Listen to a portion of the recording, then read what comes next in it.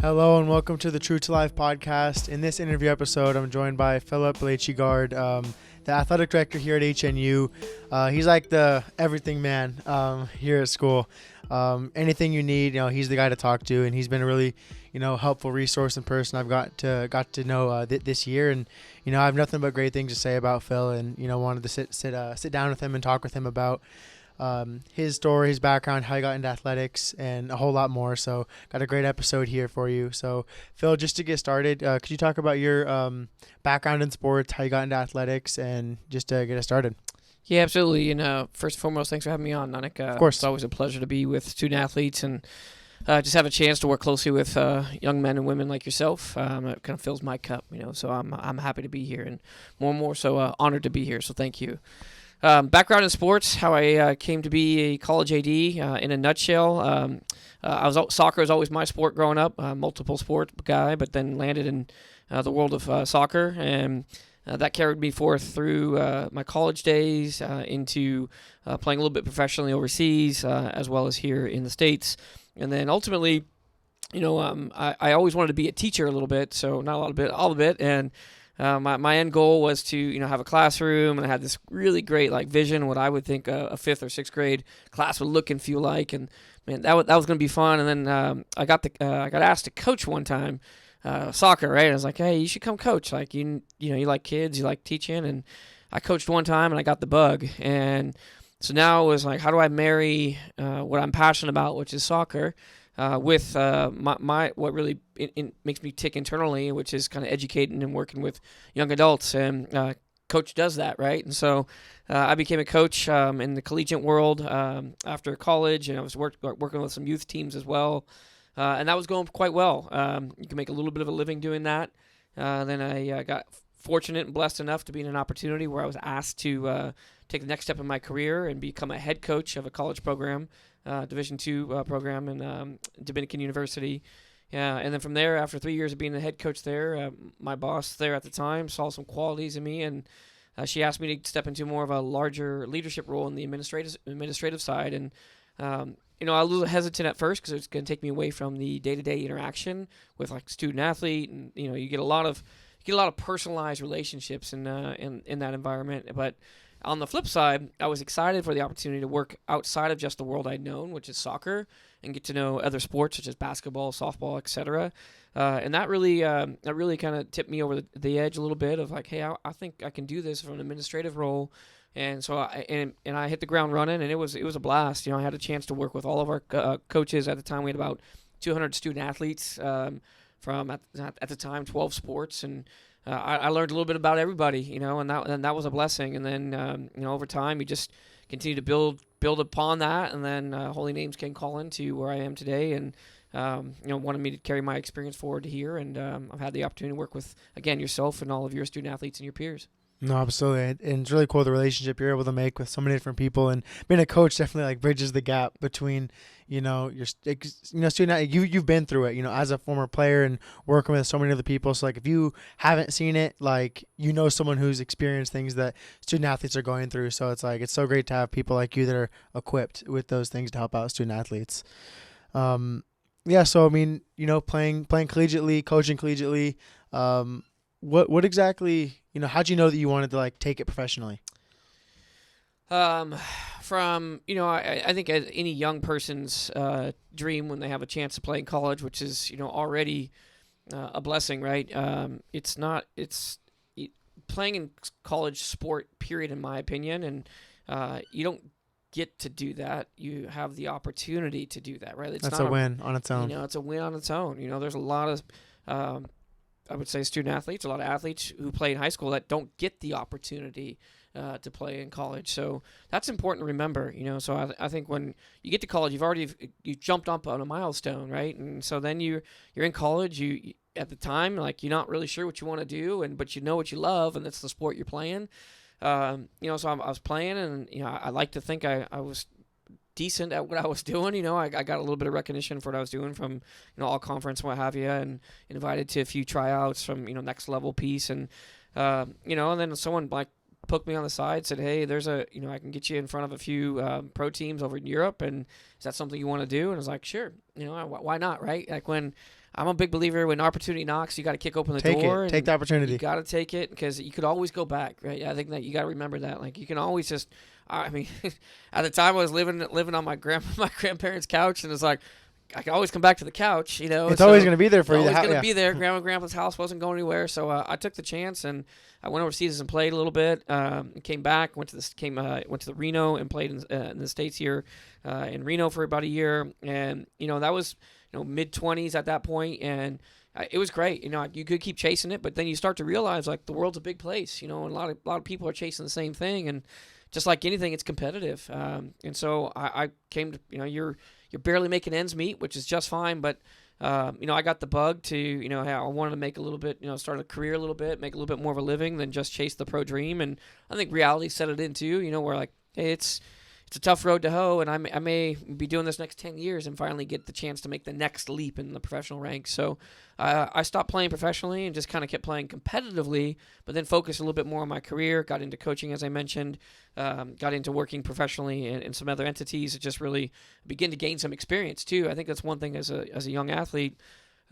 You do sport your whole life, and you don't get a lot of experiences perhaps that if you weren't doing sport. It consumes a lot of time. A lot of time, right? Yeah. So that means like, you didn't get the job at the summer internship with the library or whatever that might be. I've missed a lot of opportunities you're because on of that. the AAU circuit, or you're playing, college, exposure camps for college soccer or whatever that might be, and a travel ball for softball. And so I think that's a really important piece where you get to a certain point in your life and you realize like, hey, now I'm competing in the workforce against, work or potential employees that have a lot more experience than myself. So I jumped into that right away, and I was already behind from some, but I knew that was the path I wanted to take. And so the professional ranks was great, learned a lot, but also learned like what I learned most was that, hey, it's a tough world out there, and no matter where you go, no matter what career path you choose, like it's competitive, and you got to be willing to compete, if you will.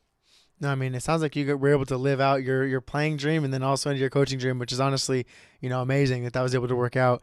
And what you're speaking to about having to, give up things to be competitive in your sport is spot on, because, I mean, I can speak to that too, as there's practices, then the camps, exposure camps, AAU. It's just like, it feels endless. And it's like some of your friends back at school, they're like, oh, like I'm on summer vacation, I'm over here, but no, I'm back because it's winter time. We're in league right now. So it's like, it's different for everyone, but it's some things you have to give up. Like if you really love your sport, it's like, shouldn't be that big of a sacrifice because you love to do it, but there's still times that it's hard because like you see what other people are doing and your life isn't really matching up with theirs, but I mean you're on a different trajectory too, so it's 100%. just it's different. No, 100%. I think that's incredibly important, and that shows like the sacrifice and dedication it takes to be even at a collegiate level, right? Absolutely. You gave up a lot of summers to play college basketball, and that's a big sacrifice, and it gets overlooked a lot, but it's certainly out there. I mean, every summer it almost feels like, because you got to be on the circuit, you got to look for exposure, emailing coaches, like your time is dominated while getting to college. Then once you're in college, then it's an additional time commitment. 100%. I mean, I learned that a lot this year with, lifting, film sessions. Never did film sessions in high school really, and we didn't really lift that much in high school either. So right away I'm like, oh wow, there's a lot more stuff, involved with, with my sport, which is honestly, it was a learning curve, and I was able to do that being a redshirt and things of that nature. So I mean, overall, it was a great learning experience for me, but some student athletes, aren't willing to, give up those, sacrifices and end up giving up their sport, and that's okay too. But 100%. It's all, to each their own. To each their own, and totally okay. Yeah, no, absolutely. So you talked to a little bit about how you knew you wanted to get into athletics. What advice would you give for, student athletes or people out there that don't know what they want to do like outside of their sport? Because for so long we're just training. It's whatever their sport they're in, like that's all we're focused on. We're not really focused, we're going to school, we're working on getting our degree at the end of the day, but some of us totally don't know what we want to do. Like what would be your advice to student athletes on that? Yeah, there's a lot of different ways to take that. I think one thing I recommend all young people do is just start asking questions of those they might be interested in. Someone like myself in a leadership role and who works with student athletes, I find it, I always try and pay it forward. Someone wants to come talk to me, I'm going to give you my time, and I'm going to let you know my path, and I'll tell anyone, I didn't start off wanting to be an athletic director. It kind of found me a little bit as much. It kind of just came progression. Kind of progression, yeah. And so It's the easy answer to be just like, hey, I knew I woke up at 5 years old and I was going to be this, and I chased that forever. That's like only 1%. Yeah. Or 2. It's a small number of people that are getting that. Exactly, and that was never me. I knew I loved sport, and then I knew if I figured out I wanted to be a teacher a little bit, so I knew then the coaching came across. So, but at the same time, I met other people in other industries, and I sat and talked with them.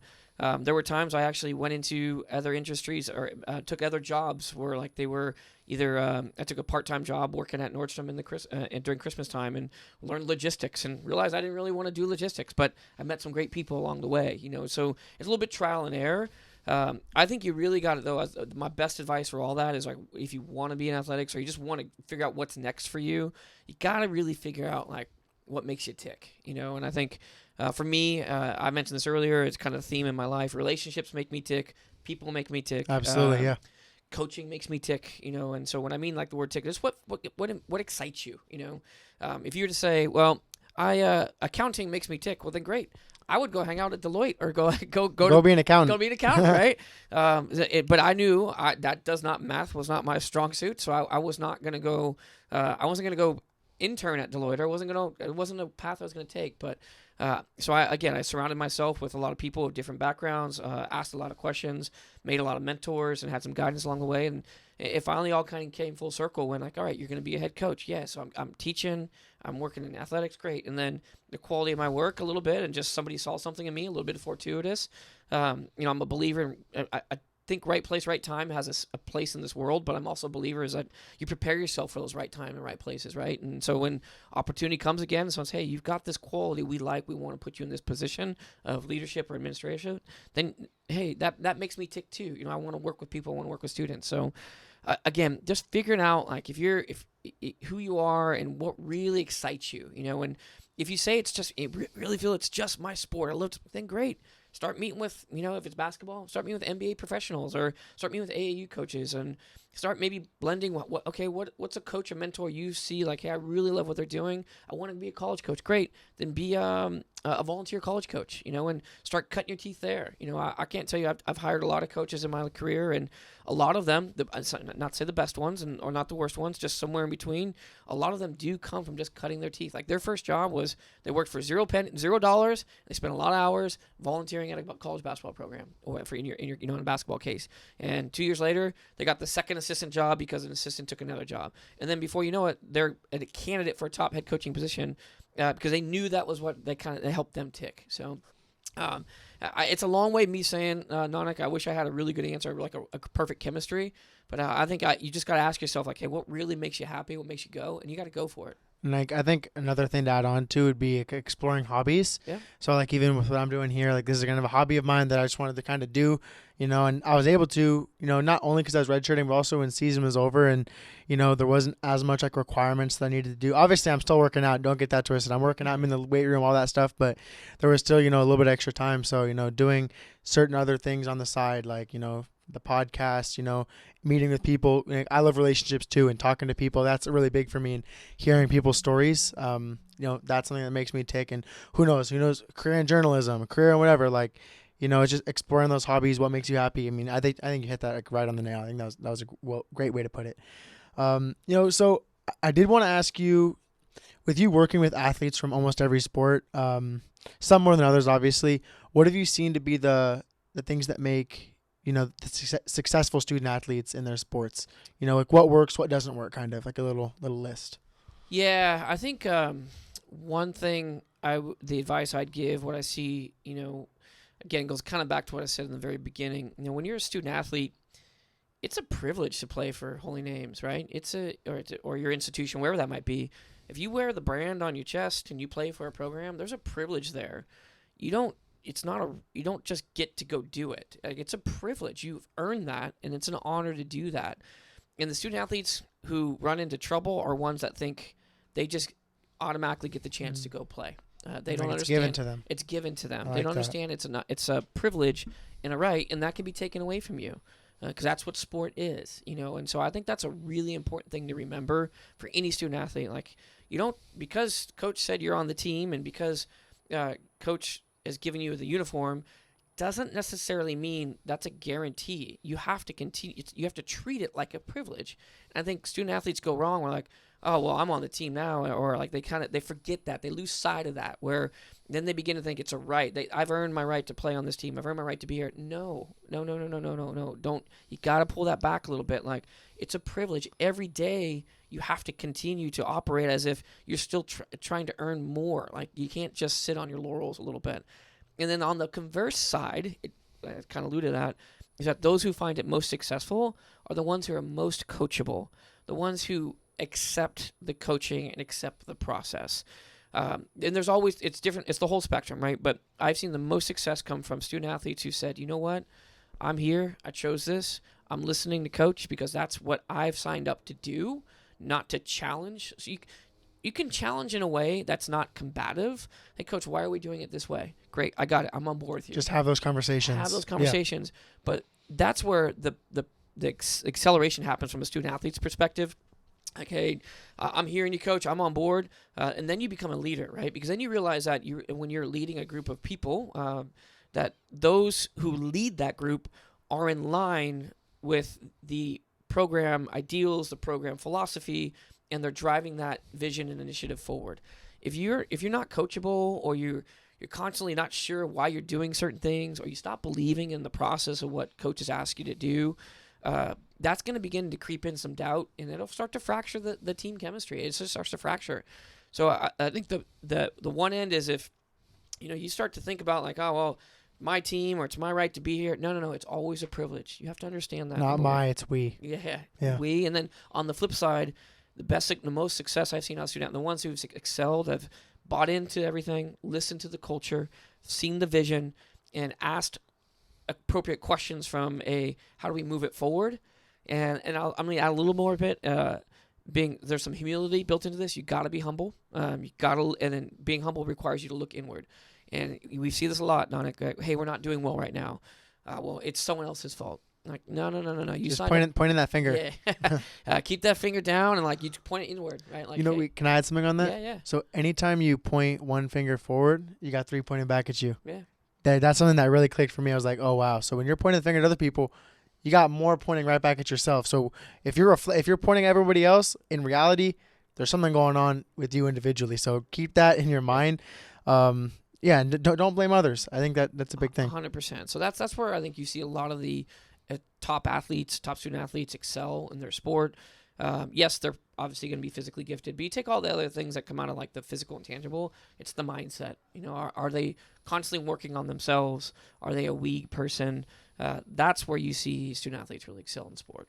No, absolutely. And I would even take it to, even you can see it middle school, AAU, high school. Like, I think it's a privilege to be on a sport no matter what. Yeah. And I think college, absolutely, because, there's scholarships involved and 100%. Money involved and degrees and stuff like that.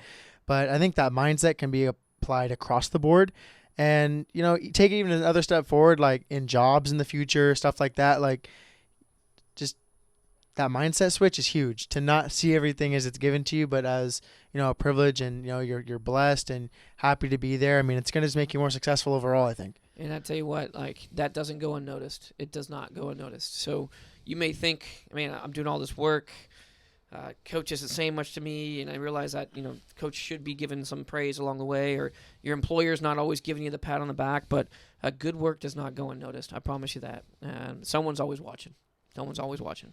No, absolutely. And even to, take this question a little bit further, or to add on, aspiring student athletes want to get into collegiate athletics. What's like the ABC plan to get them into college athletics? if college athletics is your destination, number one plan is wherever you are going to school, I would tap into anyone in the athletics department, start meeting with them. Hey, can I sit with you? Tell me about your job. So in college athletics, there's usually a sports information team, or some have marketing as well. And so you can go sit with them and see what they do for the athletics department. Maybe that's an area that is of interest, and it's also tied to athletics. There's a whole compliance piece. Compliance piece is now growing more than ever with NIL and just the reconstruction of the NCAA and all the changes that are happening. Rules constantly adding on. The Constitution's being rewritten. So maybe that's of interest to you, and you're still connected to athletics.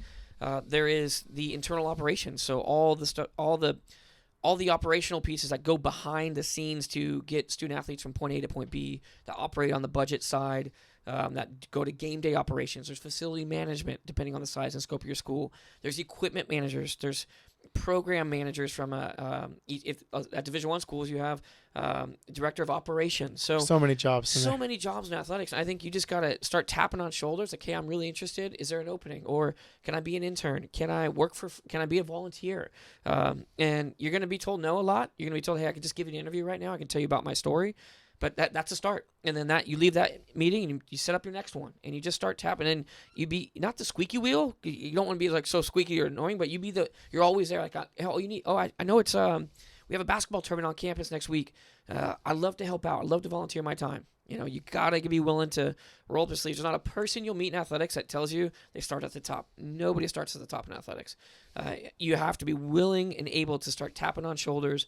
What's available? What does your school offer from an internship, employment status? And then just take it from there. That's number one. And number two, you got to get your education. College athletics now is loaded with people who are very highly educated. Not that it hasn't been in the past, but now the market's just more and more competitive. Certainly need a college degree. I'd encourage anybody to get their master's work done if possible. I see that a lot in my hiring practices now where master's degrees are required.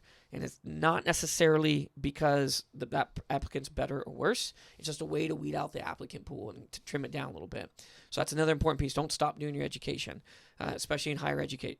In collegiate athletics or higher education, they're going to want folks with diplomas. That's just the way it works.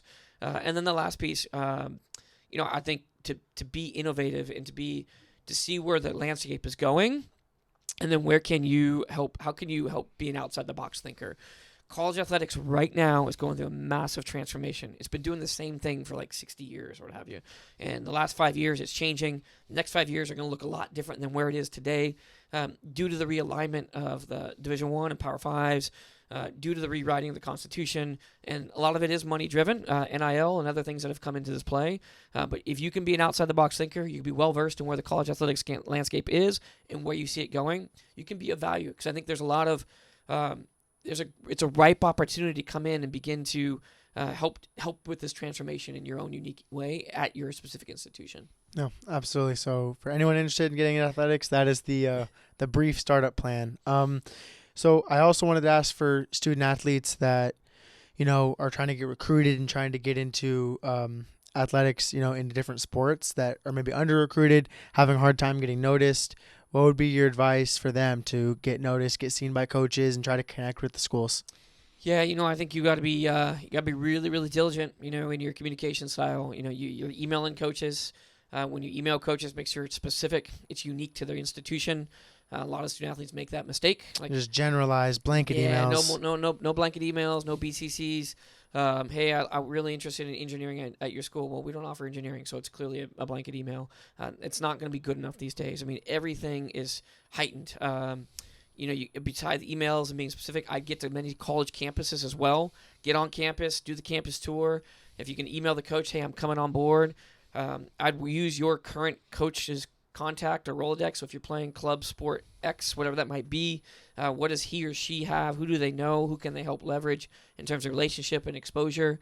Another piece would be outside of your email. What other type of communication do you have? Have you made video? Are you posting on Instagram? Are you, and more importantly too, where are you playing right now? The reality is sports are all pretty specialized, and so are you playing for at least a recognized club sport, or is there at least a competitive environment?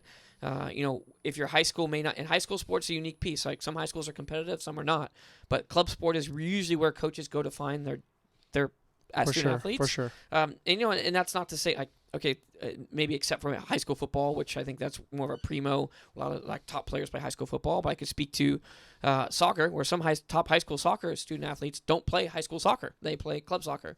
So just knowing what club you play for, what type of resources they have to help you, there's a million different ways to go about it. But you've got to be on the coach's radar. You've got to be emailing. You got to get on campus.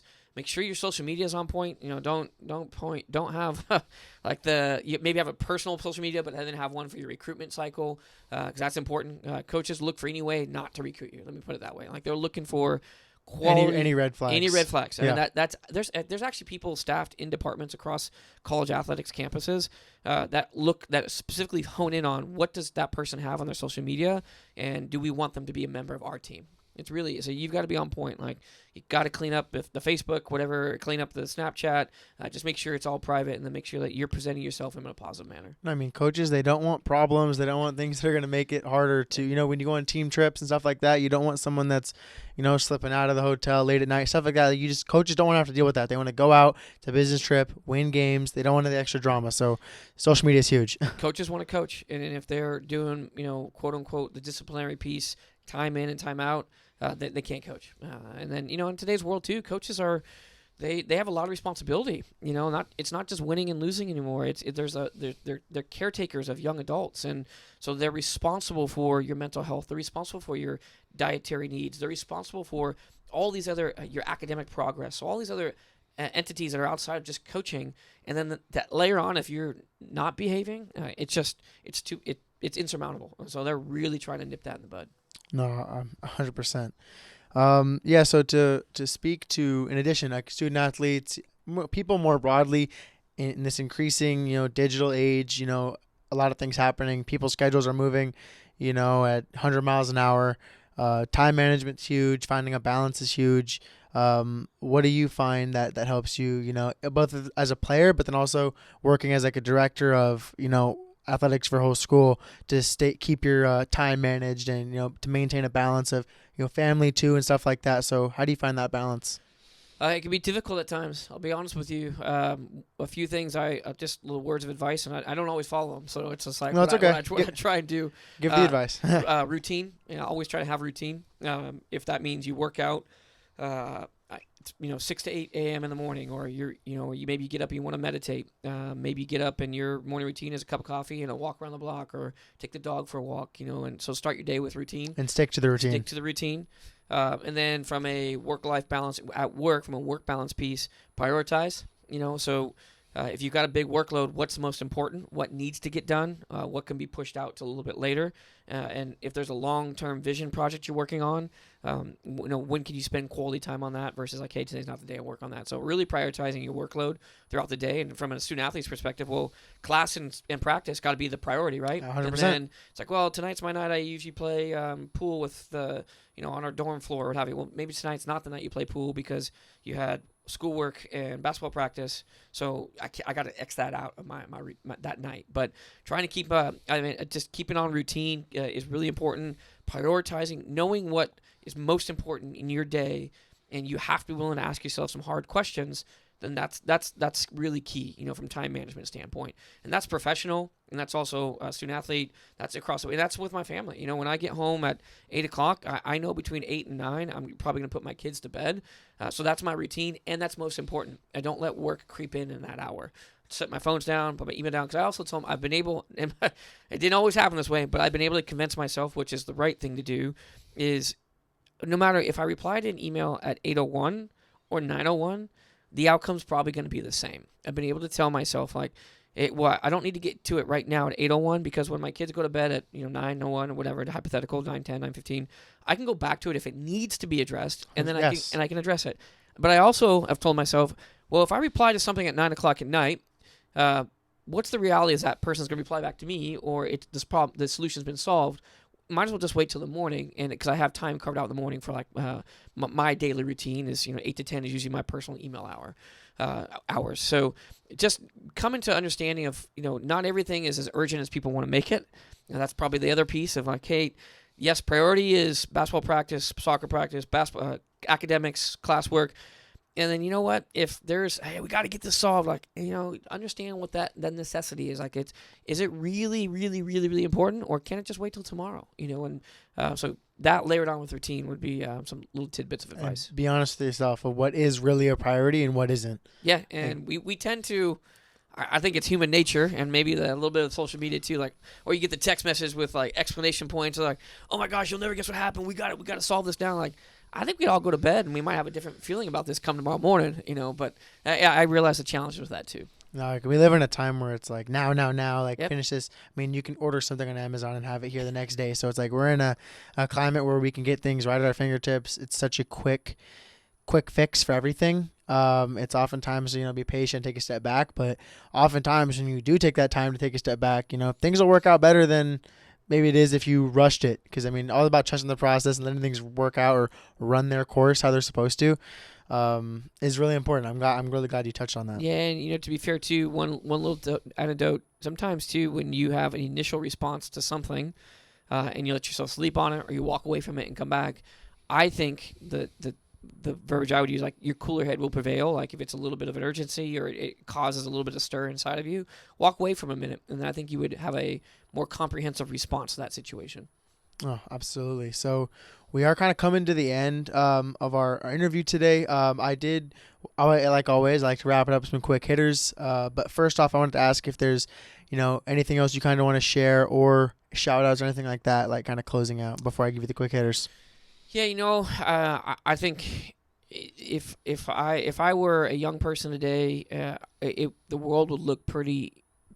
There's a little bit of doom out there. I get it. There's a lot of information that could be considered negative. There's a lot of information that could be considered, truthful or not truthful. I would just really like to share that. I think if you're a young person, you can still carve your path. You choose what you want to listen to. You choose how loud the noise is. I got a mentor one time who had some great advice for me. He goes, it's all about the noise, and I didn't quite get it. And he goes, you can choose to listen to it, or you can choose not to and turn it down. And that doesn't mean those are people saying negative things in your ear, and it doesn't mean it's you're turning off positive reinforcement. But what it means is it's like, you gotta be confident and strong enough in who you are, where you know where you're going, you know what you're doing, and if you tap the shoulders of the right people, surround yourself with the right people, you're gonna get to where you want to go.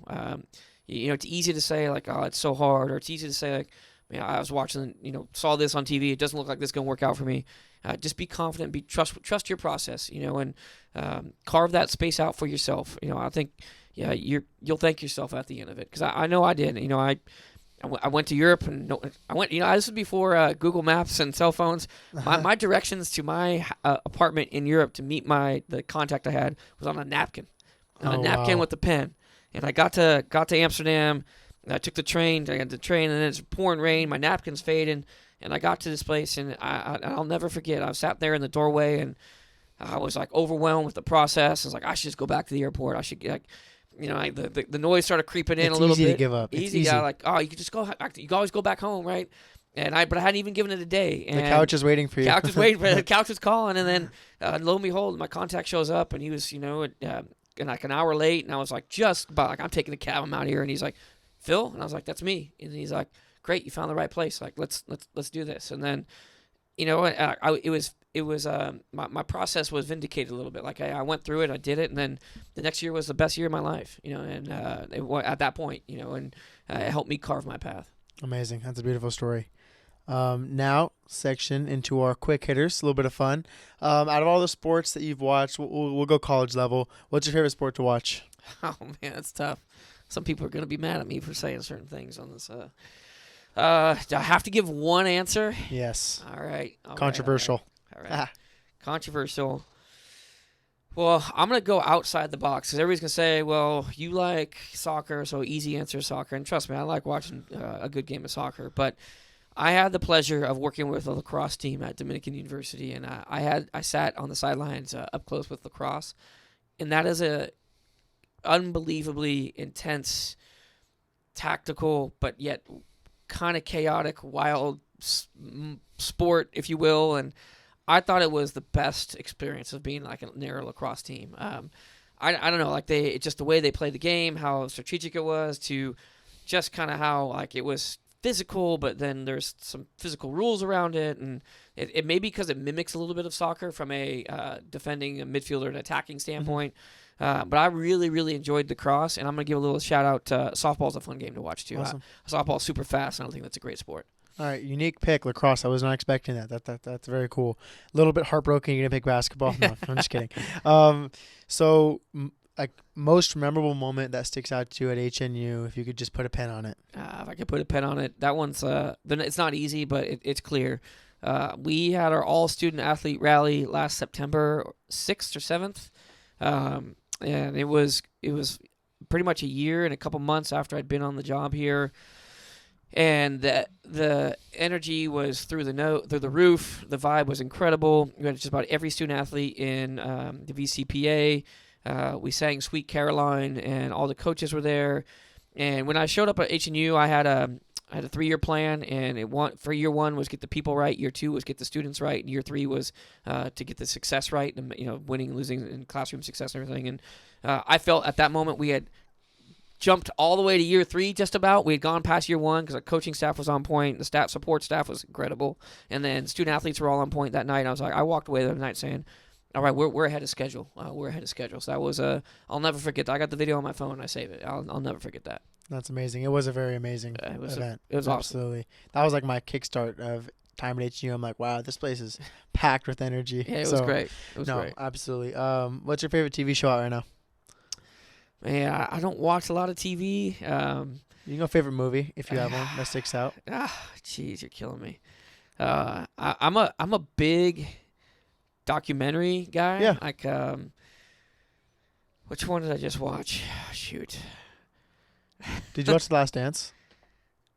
Which one was that? That was with Jordan. That was amazing. If you haven't seen that I one. did see that one. I did see Last yeah. Dance. Yeah, that one was good. You know what? I just caught this one the other day. I was watching the Tupac. The 5-part series. Yeah. I watched that recently, and so I would say that it's not maybe my favorite, but it's my most recent one. Yeah, for sure. I'm a guy who goes on Netflix and finds like, hey, this is I watched like the Bernie Madoff scandal. I just love documentaries because like for me, you're learning stuff too. Yeah, it's learning. It's like real time. It's real, yeah. And so that's me. Awesome. No, that's great. That's a great pick. Phil, just again, thank you so much for coming on. You do so much for HNU. I mean, with this school, wrapping up everything like that. I'm grateful to have met you, to have this time to sit down. I mean, things move so quick. I just appreciate being able to, sit down and get to know you a little bit more. Maybe it's in this, podcast format, there's microphones and a camera involved, but, you have a really amazing story and you've done such amazing work at HNU and you've made, my life here so much easier. I know I can speak for our student athletes and, just the school as a whole. Like, we definitely owe you, a debt of gratitude for, just my 1 year here. And I know you were destined for great things here at our school. I had things, not gone the way they did. So huge shout out to you just publicly to everyone that's listening. This man's really special. So, thank you a lot. Awesome. Thank you, Nanik. And thank you to all your listeners and all your followers, man. You're going to go on and do great things. Of course. Thank you. Great answers, a great conversation. Thank you so much for listening and tuning in to today's episode. If you heard anything that stood out to you, please don't hesitate to reach out to True to Life Podcast on Instagram and at Nanik Tagore on Instagram as well. I'd love to hear from you. Thank you so much, and I'll talk to you later.